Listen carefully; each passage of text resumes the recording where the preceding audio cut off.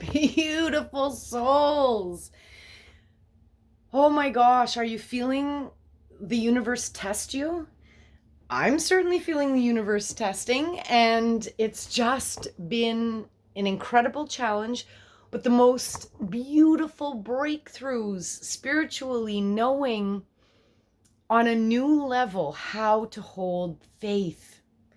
Let me share with you, and I hope that this inspires you to hold the faith, hold that knowing. There's such an all-knowing in us, and I know we all have it, where you have to know that everything is happening for you, not to you, for you. So I'll give you an example. So if you're following me, please do. I was renting my place. I have this whole aspiration for adventure, and I'm making all of these changes, and I'm working with my friend's kids the other day, and I get this call. I get this text, and I'm getting abrupt calls, and there's an emergency with my cabin and the renters. And so I'm with my friend's kids, and I say to them, okay, you know what? I've got to take this call. It's an emergency. So I'm going to ask you guys to stay over here and play for a minute. Just let me go and have this private conversation. The 9-year-old, incredible, beautiful soul, so connected. We're connected when we're children, and life is what kind of talks us out of it. He immediately starts to be like, okay, well, we've got to deal, like make a phone call and deal with this. And I could see that he was worrying. And I was like, you know what, sweetheart? I have a choice here. We always have a choice in every circumstance, how we're going to react. And I know nothing right now. So here's what we're going to do. We're going to stay neutral. We're going to stay positive, and we're going to know that everything is happening for a reason. And I know everyone has heard this before, and it's easier said than done. Like, everything is happening for a reason. We don't know that reason in the moment, but it's always for our greatest and highest good. And so I know this in my heart, and even though the situation could give me the ability to get worried, I chose not to. I stayed positive, and I helped him understand that all we're going to do is wait for the facts, and then we're going to choose in those moments when to take our next step. And so I make some phone calls. I get the information. I now know that, like, there's been police there, and it looks like the place is trashed. And okay. So I still really don't know anything because I haven't contacted the renters to know the specific situation. So again, now everyone, the parents are, everybody, all my friends are involved and helping me walk through the scenario. Like, okay, well, what are you going to do, right? Everyone wants to, like, we're going to assume and jump to a conclusion, and what if and all of the, and I was just like, we're not doing any of that. I can't do that. I'm just going to stay positive and know, like I know that everything is going to work out as I go with the flow.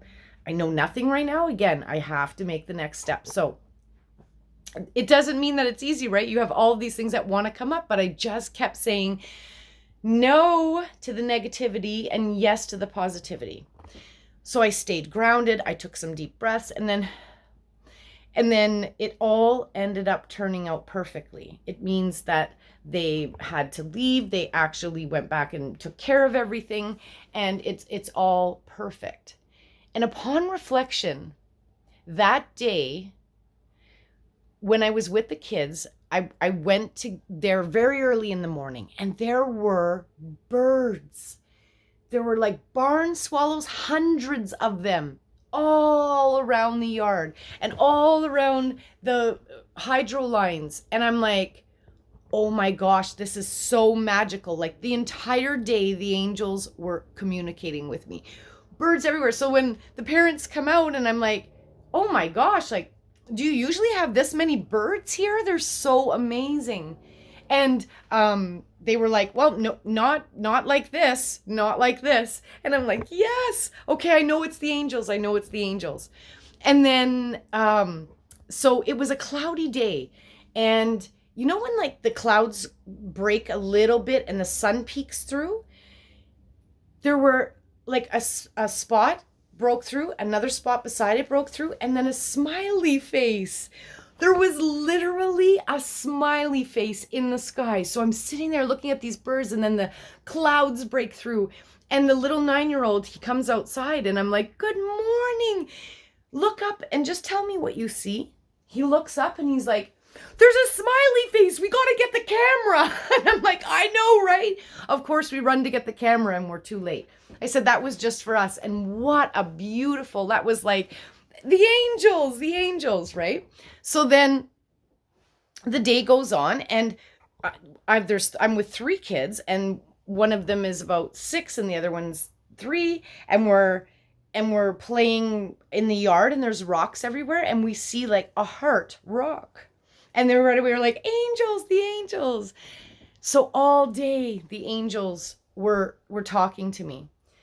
And then I got that message, and then everything unfolded. But I also was able in that moment to reflect like, okay, well, there was a reason why the angels were talking to me all day. Why were they sending me? Oh, and get this. At one point we were sitting at the table, me and all of the children, and I'm looking out the window at that point, and the clouds again were, you know, when sometimes it creates like a grayer image in the clouds, the ones behind it are white. The gray image was like a perfect angel image, like perfect. And I look and I say to the little 6-year-old beside me, can you look out the window and just tell me what you see? And she looks out and she goes, I see an angel. And I'm like, yeah, I do too. Yay. Okay. So then there was just so many messages, right? So I decided that night also to come home and, well, to my new place here. And me and my friend, I was like, I need to do a ceremony. I need to do a deep cleanse. She had just been gifted the best sage. I need you to know how important smudging is. It's so incredible. So we decided we were going to have a little fire, and we made a ceremony, and we smudged.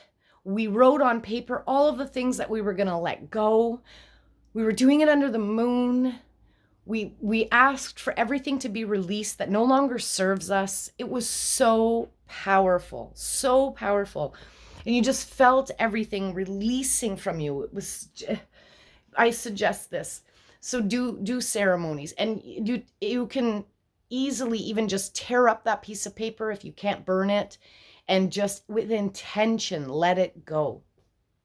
And then everything worked out. It's just magical to me.